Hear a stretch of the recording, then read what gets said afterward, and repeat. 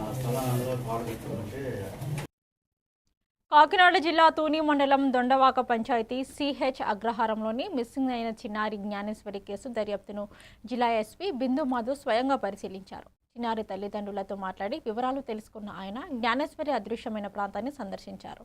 గత 10 రోజులుగా SDRF, NDRF, అటవీశాఖ హనుమాన్ బృందాలు, క్విక్ రియాక్షన్ టీమ్స్ మరియు ప్రత్యేక పోలీస్ బలగాలు విస్తృతంగా గాలిస్తున్నాయని, చిన్నారి ఆచూకీ లభించే వరకు సెర్చ్ ఆపరేషన్ కొనసాగుతుందని ఎస్పీ తెలిపారు.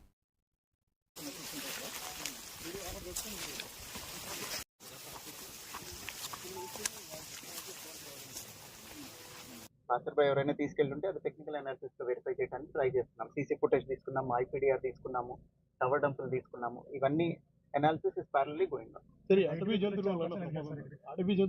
ఖచ్చితంగా అండి, అడవి జంతువుల వల్ల కూడా ప్రమాదం ఉండే అవకాశం ఉంది. చిన్న పాప కాబట్టి, షీ వెయిస్ వెరీ లిటిల్ కాబట్టి ఏదన్నా వైల్డ్ యానిమల్ లాక్కొని వెళ్ళే అవకాశం ఉంది. దానికోసమే ఫారెస్ట్ డిపార్ట్మెంట్ ని రిక్వెస్ట్ చేసి వాళ్ళని we are doing. So far all efforts are leading to dead end only. ఇంతవరకు ఏ క్లూ దొరకలేదు. టెక్నికల్ అనాలిసిస్ లోనూ ఇప్పటిదాకా సస్పిషియస్ యాంగిల్ రాలేదు. అట్లనే ఈ యానిమల్ ఏదైనా తీసుకెళ్లి ఉండటం మీద కూడా ఇంకా క్లూ రాలేదు. That it self says that కొంచెం ఆవిడ కూడా ఏం చెప్తున్నారు, భవానీ గారు అట్లనే గణేష్ గారు ఇద్దరు ఏం చెప్తున్నారంటే 30 minutes డ్యూరేషన్ లో జరిగిపోయింది.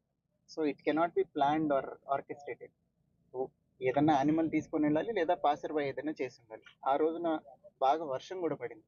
ఈ టెరైన్ లో వర్షం పడితే కొంచెం గ్రావెల్ రోల్ అయ్యి ఉండొచ్చు, ఏదైనా జరిగి ఉండొచ్చు. వీళ్ళందరూ కంటిన్యూస్ గా 24/7 ఏ నిమిషం అయితే కంప్లైంట్ వచ్చిందో అప్పటి నుంచి, because it is a small kid, ఆహారం లేక చనిపోకూడదు. ఒకవేళ ఎక్కడైనా తప్పిపోయి ఇక్కడిక్కడే ఉండి ఆహారం లేక చనిపోతే అది చాలా బాధాకరమైన విషయం అని అప్పటి నుంచే చాలా ఎఫర్ట్స్ పెట్టడం జరిగింది. సో అన్ని